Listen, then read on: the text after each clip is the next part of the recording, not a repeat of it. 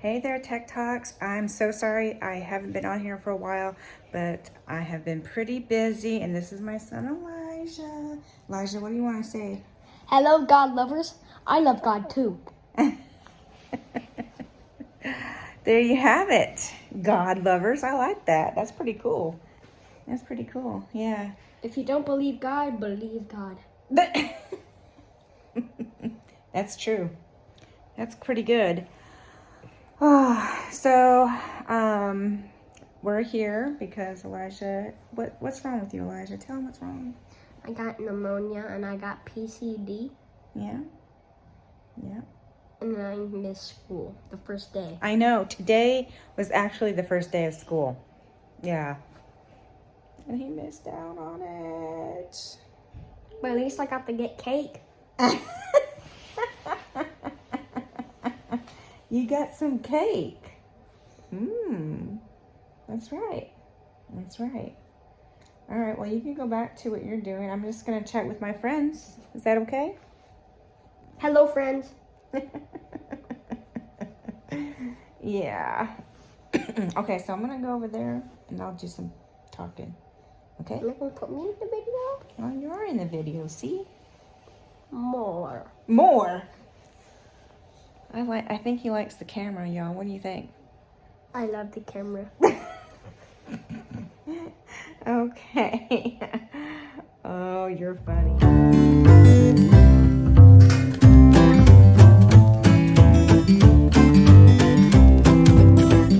Hey, Thek-talks, it's me. As you know, we're in the hospital, and this was supposed to be Elijah's first day of school, and Mommy is with Elijah tonight because Daddy was here last night. But I wanted to get on here because I missed, I think, we're one week or one Monday behind, and I am so ashamed of that because I could say, yeah, I was busy, and I was, but honestly, I've been procrastinating and pushing it to the side and filling up my time with other stuff when I know that I really should be doing this. And the human excuse side of me wants to be like, hey, sometimes it's hard to being the one person here, the one person studying the Word of God and trying to create content, trying to create a schedule out content, finding time to record, finding outfits even though my outfits aren't anything spectacular like this, you know. Usually that's how it is. But anyway, that's the least of our worries, right? But what I'm trying to say is, it's one of those mundane tasks that I know once I'm in it, I do good and I feel good. It's just having to get started is kind of hard sometimes, right? It's hard. Life can be busy. Life can get hard. So, but I like to justify it with, I was busy. Well, I have been, but I could have made time if I made this a priority. So please forgive me on that. I really feel bad about that. Anyway, enough of that. I have been in the Bible, and I've been trying to read from the beginning to the end, basically, from cover to cover. And I've been in the Old Testament, and I've been reading it, and just basically just chewing on the word, meditating on it. When I do my chores around the house, like gardening or cleaning or folding clothes, I'm sitting there thinking and asking God questions about what did I just read here? How can I apply it? How can I encourage others with this knowledge, with this wisdom? And I had something that I felt like kind of dropped in my mind and in my heart, and I'm kind of stepping out on faith by saying this, but I felt like the Lord said, for the church, for some of those churches that totally ignore the Old Testament, and they're pretty proud about it in a sense. You kind of get this religious pride about, oh, we're just a New Testament church. We are just strictly New Testament. That Old Testament, it's old. It's an old covenant. We are so sold on focusing on the new covenant, the New Testament, the new contract. It's all about Jesus. Well, let me just tell you something. I felt like that was a twisted truth. And anytime you hear a twisted truth, it's technically a lie. And anytime you hear a lie, is from you know who, the devil, Satan himself. And the reason why I say that is because as I have been reading through the Old Testament, I have been learning more about the contrast of God's love versus so-called man's love, the world's love. How wonderful and good God is, and how wicked and fragile and, you know, pig-headed men and women can be, and how disappointing. I mean, I'm reading it going, wow, I mean, God thought they didn't have to do anything. He even confused their own enemy. In some stories, he made the enemy blind, and they had to fight each other, and the enemy ended up killing himself, right? And I'm going, the Lord has been so good to these people, and yet these people choose themselves, or they choose differently, and they make up their own idols and God, and they totally slap God in the face with it. And it just is like, oh my gosh, a vicious cycle. And but what I'm trying to say is, it's so important to know and understand the old stories of the Old Testament, because it reiterates the Father's heart for people. And this is before we could hear about Jesus and all the physical manifestations that Jesus did in the New Testament. I believe we see it throughout the whole Bible. And the Lord reminded me in John, I think it's 1:1, he reminded me that the Word is Jesus. The Word was with God from the beginning, and the Word was God, sort of thing. So basically, this whole time we're reading and seeing the effects of God the Father, Son, and Holy Spirit throughout these stories, throughout the awesome little characters that we favor, like King David, or for me, Josiah. I mean, I love them all these different stories of all these different kings, and like Josiah, Asa, Jehoshaphat, David, Abraham, you know, Moses. I love Moses. He's my go-to guy. But just to see God's hand, and how it truly is the same leveled minded type being. He truly is the same yesterday, today, and tomorrow type God. And that is so reassuring to me, because the reassuring part for me is I just have to be. I don't have to work for it. I don't have to do anything for it, really. All I have to do really is to choose him, and to follow him, and to believe in him, and to be with him, and to pursue him. And you know, I don't have to clean my house 10,000 times in order to get his approval, or whatever. I don't have to make $1 million to get his approval. Stuff like that. He is just consistent. The whole stories, all these stories, the whole book, the old and the new, is so consistent. And I think it's very important that even today, we still can learn from these old stories, okay? But I have a story for you guys today, and I have been thinking about this over and over and over. And it's the story where David, his war with and I hope I'm saying it correctly, Amalekites. This is found in 1 Samuel chapter 30. And let me just kind of set the stage for you about what happened with David and his men. They were, David and his men were at Ziklag, and they were fighting, doing all this like war stuff, attacking them and all that stuff. And when David and his men came home, they saw that their homes were burnt. They were on fire. They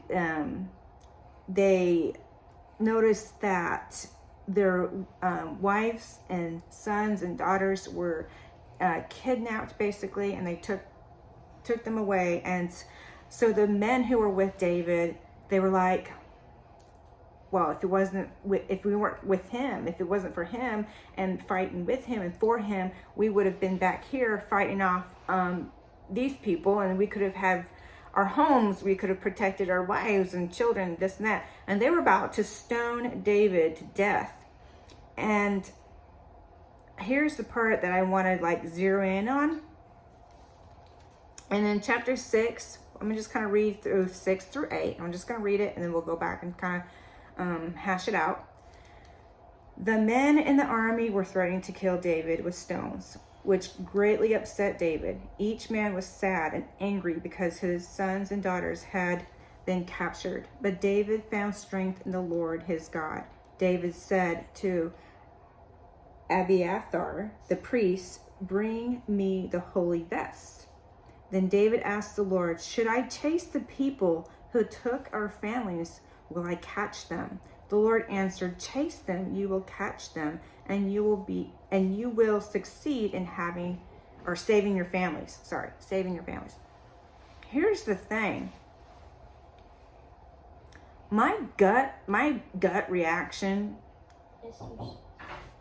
Sorry about that. We had to cut it because the nurse had to come in. Hey, it's life. We're real here, okay? But what I was going to tell you was, my reaction of, man, first you got to realize this man fought. He's tired. He's hungry. He's sore. He's just been through it. And then he comes home and it's burnt down, and his wife, or wives, I should say, plural, and children are gone. And then your comrades who you've been fighting with, protecting, encouraging, and fighting for are like your brothers, and here they are wanting to kill you just because you led them to victory in a war. So my reaction would be, yeah, let's go. Don't be angry. Let's just get these fellas. Let's hunt them down, do what they did, and then some. Then worse than what they did. Just kill them all or whatever. I don't know. But it says, but David found strength in the Lord his God. Wow. I have to say, how many of us can really raise our hands and say that if you were in his shoes, you would pause and strengthen yourself, and talk to God and inquire after all that? Let's be honest, right? So I kind of was like doing some research, looking up that word, and I was trying to understand maybe the Greek. I don't know how to really convey this, but the Greek word that I was looking up here was basically meaning to be strong, to be powerful, to strengthen. And instead of allowing himself to be distressed by the situation, he strengthened himself in the Lord. That made me wonder, how did he get that way? Like, wow. And of course, we know some of the backstory. God prepared him to fight in private, meaning behind the scenes when no one was watching, when he was basically by himself, watching his father's sheep out in a desert, and he had to ward off, lions and bears and stuff like that. And he's learned a lot of things, of how to fight and how to fend for yourself. So I was thinking, I remember one time or a few times I've had people say, wow, you're so strong in your faith, or you're so strong in the Lord. You're just such a good prayer warrior. You're just so this and that. And I'm like, look, that's great and all. Thank you, by the way. But if you see that as successful on these little highlight, like tiny moments that you've shared with me, and if you call it successful, then you have no idea of the backstory, of the quiet moments, of the lonely moments, the heart shredded, stricken moments, and how tiny little moments led to strength in the Lord. And I don't know if anybody would be willing to go through that. They like the end outcome of the strength you found. They love the outcome of the fruit of trust that's in the Lord. But getting there and going through it is the other thing. I've heard this one thing long time ago. This one guy who was very successful. He was a speaker. He spoke to millions. He made millions. And this one guy who just came out of high school, he's going into college. He went to one of these seminars, this conference, and he was like calculating the how many people, he was doing an estimate, like how many people are here, and if the average ticket was this, then this man that just spoke for 1 hour made like $3 million and basically in 1 hour with these tickets. And he was doing all this math, and he's like, that's what I want to do. And long story short, eventually he met this speaker, he met the man, and he's like, sir, I want to do what you do. And then the guy was like, well, what is it you think I do? Well, you make millions of dollars, and you're great at it, and you're influencing people, and you're success, and all these great things. And he said, well, young man, if you want to get to where I am, are you sure you want to go through what I had to go through to get here? And that's what I'm saying. That's what I'm saying about King David. We don't know what he had to go through to get to that moment, where he was like truly, truly tested in his faith with the Lord. Okay, so I decided that I keep getting interrupting here, and I decided to wrap it up. And Elijah is finally eating, and he's making weird noises over there. So we apologize, right? Okay. I'm sorry. Okay. Whoops. So we're going to make this real quick. To reiterate what I'm trying to say is that this convicted me that we need to really find time to not just listen to what our circumstances are saying around us, what the media is saying, what people at work or family or friends are saying. We really need to stop and consider inquiring what the Lord wants to say to you, okay? Because at the end of this story for David, it worked out for the best. God, of course, came through. He was able to fight the enemy, another enemy, and bring back his family and the families of the rest of the men. So, yes, let's encourage ourselves in the Lord. And that's another thing too, that word strength. I found in other translations that it says, but David encouraged himself in the Lord. So find courage by encouraging yourself with God. Spend time in his word and in prayer, and then worship as well. Those three things are so important. I want to just kind of rehash what I was talking to you guys about earlier about the lie of ignoring the Old Testament and just focus on the New Testament, what I'm trying to really say is don't listen to that. It's foolish to not study the past. It's foolish not to study our family history. This is basically our family history because these are our ancestors. This is God's story. This is his pieces, his work of art that I would love for you guys to go back and read and to be refreshed and renewed. Because like I said earlier, throughout reading the whole Bible from cover to cover, you will see the heartbeat of God and his love and compassion and how merciful and how righteous and holy and justified he is with all his ways and all his intentions are good. They're trustworthy. He's a trustworthy God and he's a good friend.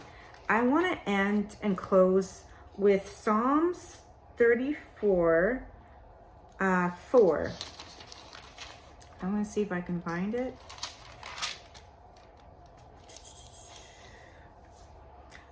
Yes, I asked the Lord for help and he answered me. He saved me from all that I feared. That is such a good reminder. And it kind of reminds me of that song, I sought the Lord and he heard and he answered. So that's another good song to go to after this for spending time and encouraging yourself, the Lord, and strengthening yourself in the Lord. Go back to some of these old rich stories and highlight them, meditate on them, chew them up in your mind and your heart, digest them and apply them and encourage other people, not just yourself. I think it's true what they say and even what God's word says. You know, if you don't take any action, what good is your knowledge, right? So take action, encourage yourself, encourage others. And yeah, so that's what I have. And we're going to wrap it up. And I think Elijah wants to say bye, people. You want to say bye? Come here. Okay, here we go. Oh, come closer, he says. What do you want to say? We got to close it out. Bye, Jesus lovers. I love Jesus too. All right. Bye.